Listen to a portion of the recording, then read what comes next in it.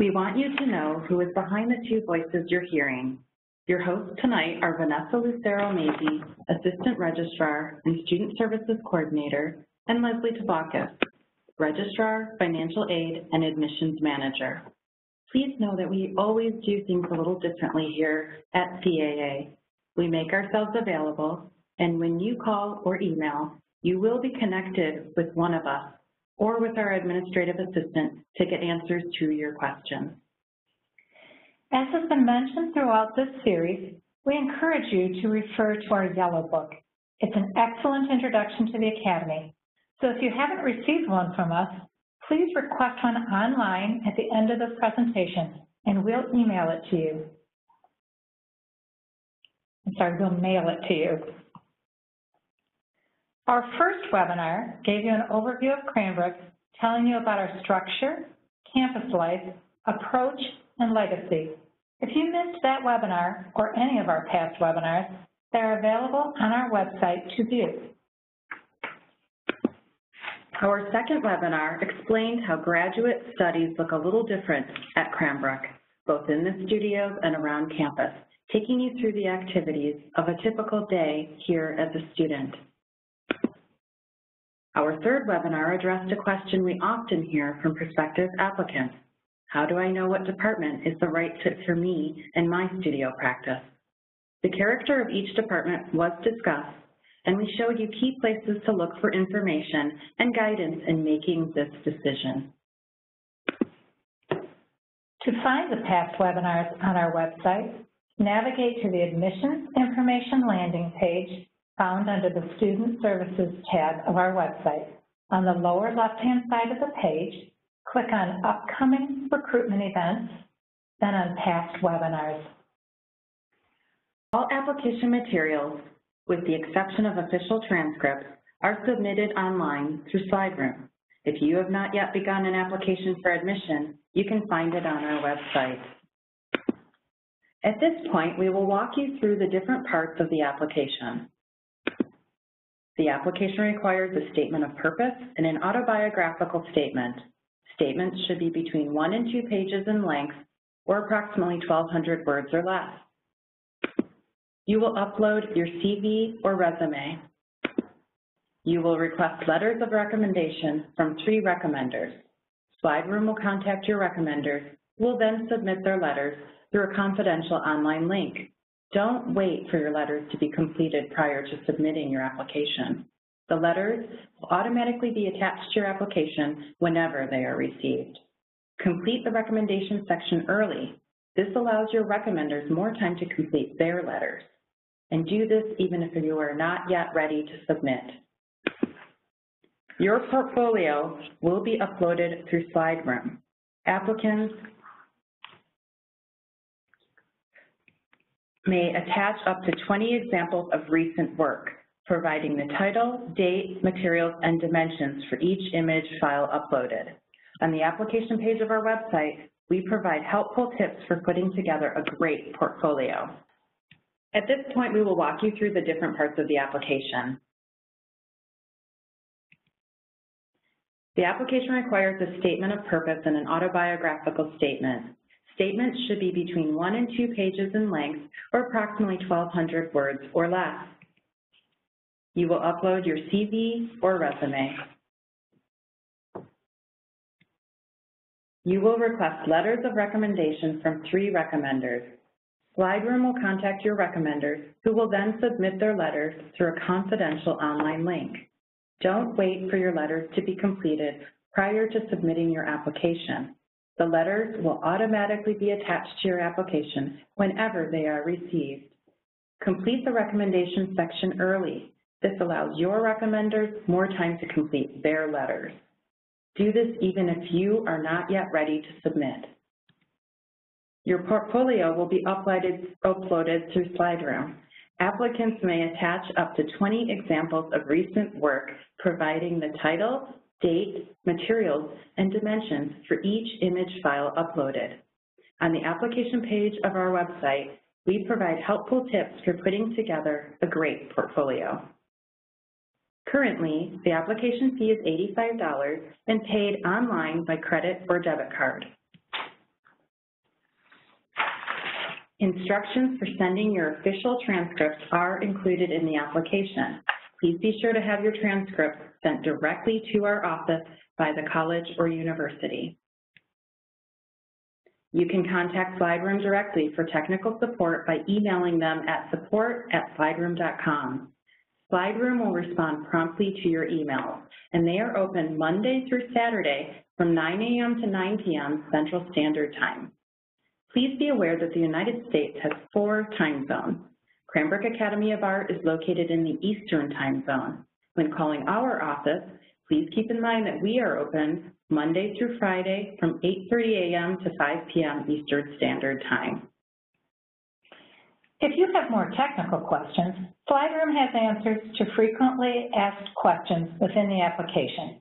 Go to the top right-hand side, click on Help, then click on Slideroom FAQ. Many technical issues are addressed, so please be sure to check this section if you have questions about the application itself or about formatting or uploading images. In addition to meeting the general admissions requirements, international students must demonstrate proficiency in the English language. The minimum TOEFL score is 85. International applicants who have or will receive a degree from an English-speaking college or university are eligible to have the TOEFL requirement waived and should indicate this when prompted within the application.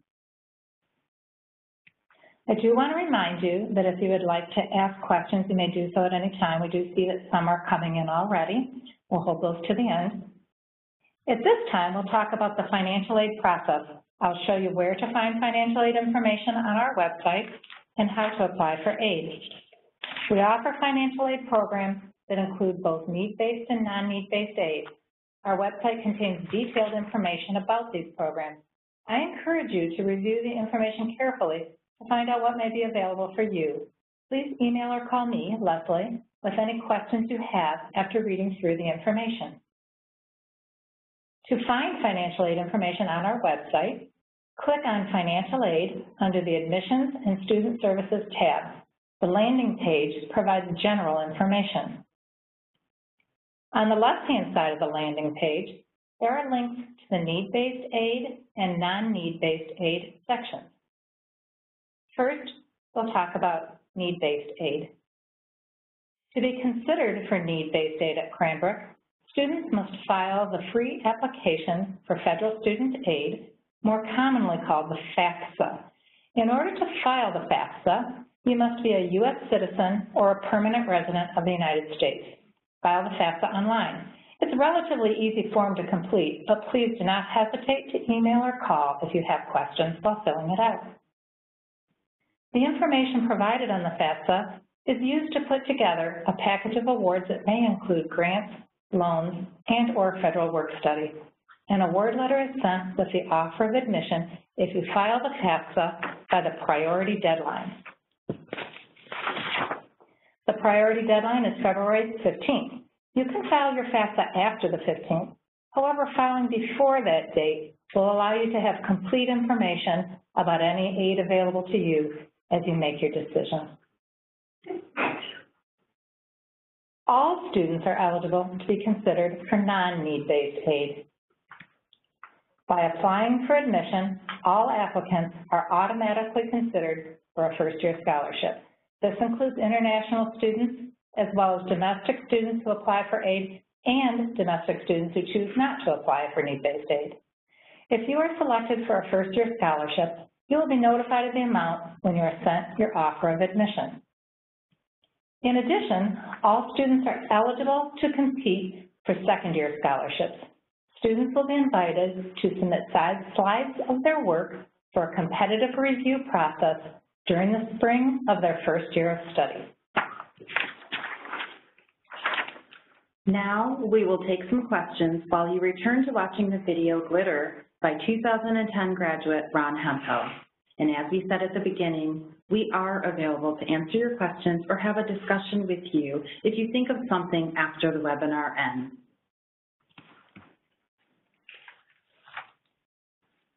Okay, I see a question. I am an international student and would like to know how I can verify through any third-party review that TOEFL is waived for me. My undergraduate degree's medium was English, and I did my bachelor's from India. If you studied in a program that's English speaking, then we will be able to waive that TOEFL requirement. So please contact us and we'll help you with that process, but it should not be a problem for you.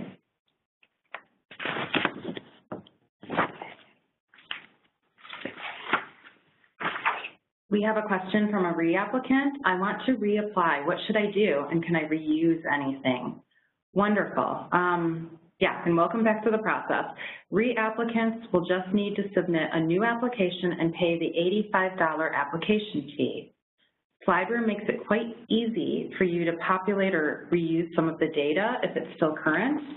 So just please contact us. We keep saying that, we mean it. And we can talk to you a little bit more about what we might have available and what can be reused. Much of it depends on when you last applied. Okay, here's a question. My work is actually large and project-based. I won't have 20 images of different work. You know, we get this question a lot from our architects and 3D designers, as well as from other applicants. You're not required to attach 20 individual different works of art. A large PDF that includes project details and images is fine. Instructions on acceptable file types will be provided during the upload process when you're working in Slideroom on your application. We have another question from someone who has already applied, and they said, one of my recommenders hasn't submitted yet. What should I do? I really hate to keep bothering them. There's an option in Slideroom for you to re-request a letter from a recommender. So if you go back in, there is a button or a section or a drop-down that you can go ahead and just re-request that letter from them. I would also recommend that you contact your recommender by personal email to make sure that the request isn't stuck in their spam filter, and they should probably add slideroom.com to their trusted senders list. We can also, on our end, get that recommendation letter again. So we will also, on our end, request that and upload any letters if necessary. Somebody asked about borrowing loans to pay for school. They said that they'll probably have to borrow, and can they do that? So if you're eligible to file a FAFSA and you file it, then you'll be eligible to borrow federal loans. There's information about federal loans on our website, and I'm also happy to discuss them with you. You can just call or email me. Again, this is Leslie speaking. Many of our students do borrow loans, and they find that the flexible repayment options that are associated with federal loans allow them to be comfortable with their decision to borrow. When does the committee make a decision, and how soon after applying should I hear from you? Well, to start with, there is no committee. Leslie and I process the applications just to make sure that everything is working and ready for review. And then the department head, who is also known as the artist or designer or architect in residence, is the sole determiner of who they invite into their department. So submitted applications are reviewed simultaneously and competitively after the application deadline of February 1st by the department head. There is a certain amount of processing that happens in our offices after the deadline and before it's delivered to the department heads for their review. All applicants will be notified of their admissions decision by email, and generally, admissions decisions are made by the end of April, although it is possible that some decisions may extend beyond April. And I do want to add to that there may be different timing for offers of admission. One department might send out offers before another department, or the offers might take a couple days to send out just because we have to get all the emails ready and everything. So don't panic if you hear that a friend got an offer and you haven't heard anything, because you will hear something one way or another.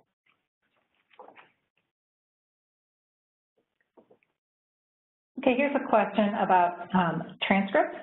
I'm still in school and have not finished my bachelor's degree. Do I still need to send an official college transcript?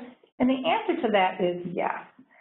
It's part of our accreditation that we need to verify that student is actually enrolled in the program and that we're comfortable that they're going to be finishing. So even if you're still in school, we need an official transcript at the time of application, which will include grades to date and the courses in progress. And then if you're accepted, you'll be required to send us an official transcript after graduation that shows your degree conferred and then the date that that degree was conferred. This is a very popular one. Can I apply to more than one department? Technically, yes. Yes, you can. However, we would rather work with you to help you make the decision as to the best fit department that we have here. So call us. Again, you keep hearing us say this, but it is very true. Call us. We're here. We're accessible. It's what Cranbrook's about, and we'd love to talk to you one-on-one and help steer you in the right direction. And a question about funding for international students. Is it available? Well, all students, including international students, are considered automatically for first-year scholarships. And for those who might not get a first-year scholarship, remember that all students are eligible to compete for second-year scholarships as well.